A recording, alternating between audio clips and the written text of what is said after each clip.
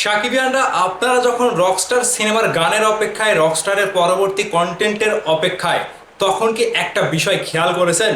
রকস্টারের খেলা কিন্তু শুরু, রীতিমতো রকস্টারের খেলা কিন্তু ঈদের আগে থেকেই জাঁকজমকভাবে শুরু করে দিয়েছে।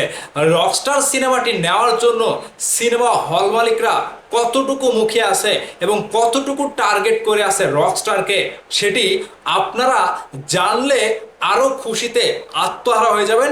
যেখানে অবদানটা শুধু সাকিবিয়ানদেরই থাকছে, প্রত্যেকটা জায়গাতে সাকিবিয়ানদেরকে টার্গেট করে, শাকিব খানের ফ্যান ফলোয়ারকে টার্গেট করে কিন্তু সিনেমা হল মালিকরা ইতোমধ্যে রকস্টার সিনেমাটি নেওয়ার জন্য এবং নিজ উদ্যোগে রকস্টার সিনেমাটির পোস্টার নিজের টাকা দিয়ে তৈরি করে সিনেমা হলের সামনে কিন্তু অলরেডি ঝুলিয়ে দিয়েছে যে আগামী ঈদে রকস্টার সিনেমাটি তারা চালাবে।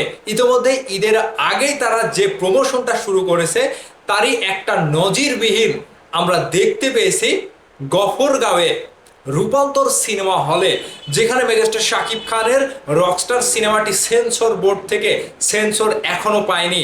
রকস্টার সিনেমার দ্বিতীয় কোনো কন্টেন্ট মানে গান আসেনি। রকস্টার সিনেমার টিজার এবং আরও একটি দ্বিতীয় টিজার, দুইটা টিজার দেখার পরে এবং একটি গান দেখার পরেই কিন্তু রকস্টার সিনেমা তারা চালানোর ঘোষণা দিয়ে দিয়েছে। এর সাথে সাথে আরও একটা সুখবর আপনাদেরকে দেই, আজকে মেগাস্টার শাকিব খানের রকস্টার সিনেমার দ্বিতীয় গান আসার সম্ভাবনা রয়েছে। সেই বিষয়টি নিয়ে আমি আরও একটি ভিডিওতে এক্সট্রাভাবে পুরোপুরি সব কিছু আপনাদেরকে জানাবো। আপাতত রকস্টার সিনেমা হল মালিকরা যেভাবে রকস্টার নেওয়ার জন্য লাইন লাগিয়ে বসে আছে সেই বিষয়টা একটু পরিষ্কার করে দেই। প্রথমত বলে রাখি, আজমান রুশো একজন বিজ্ঞাপন নির্মাতা ছিলেন, আর এই বিজ্ঞাপন নির্মাতাদের জায়গাটা কিন্তু অনেক উপরে। আপনি একটা সিনেমা মেকার, পরিচালক, সিনেমা তৈরি করা প্রযোজকের কাছ থেকেও বেশি প্রাধান্য পাবেন একজন বিজ্ঞাপন নির্মাতার কাছে। কারণটা কি, এই বিজ্ঞাপন নির্মাতারা বড় বড় কোম্পানির সাথে তাদের কিন্তু অ্যাটাচমেন্ট রয়েছে, তাদের কিন্তু বড় বড় জায়গাতে জানা অজানা কোনো কিছুই মানে কমতি থাকে না। ঠিক শাকিব খানের রকস্টার সিনেমা নিয়ে আজমান রুশো থেকে শুরু করে সান মোশন পিকচার্স লিমিটেড, তারাও একটা বড় কোম্পানি, আর সেই কোম্পানি থেকে মেগাস্টার শাকিব খানের এই রকস্টার সিনেমাটি আগামী ঈদের দিন মুক্তি দিতে চলেছে। এখন প্রযোজনা প্রতিষ্ঠান রকস্টার সিনেমাটি সেন্সর বোর্ডে জমা দিয়েছে যতটুকু জানতে পেরেছি। এখন এই জমা দেওয়ার পরে তাদের কাছে একের অধিক মানে অহরহ ফোন যাচ্ছে। সিনেমা হল মালিকরা তাদেরকে ফোন দিয়ে কিন্তু দিনের পর দিন মানে এই যে ঘন্টার পরে ঘন্টা ফোন দিতেই আছে যে রকস্টার সিনেমাটি তারা সিনেমা হলে চালাবে।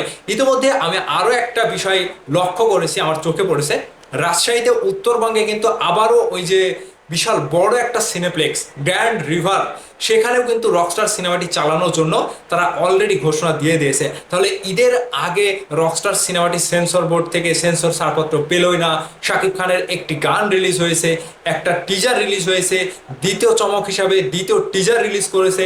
সেই জায়গা থেকেই তারা যে রকস্টার নেওয়ার জন্য লাইন লাগিয়ে দাঁড়িয়ে রয়েছে, একটা হুড়োহুড়ি ব্যাপার লাগিয়ে দিয়েছে যে যত টাকা নেন তবু রকস্টার দেন।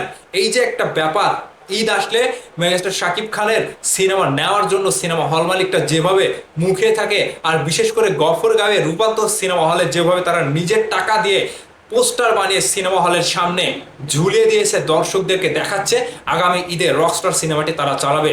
বিষয়টি নিয়ে সাকিবিয়ানদের মধ্যে যতটুকু আমি খুশির আমেজ দেখতে পাচ্ছি, সেই জায়গা থেকে আরও একটি গান যদি রিলিজ হয় আজকে, তাহলে ভাই পুরাই খাপে খাপ বাপে বাপ একটা জাঁকজমকপূর্ণ পরিবেশ তৈরি হবে। ঈদের মার্কেটে ঈদের আমেজটা আরো বাড়িয়ে দেবে। তো সাকিবিয়ানরা আপনারা কি রেডি?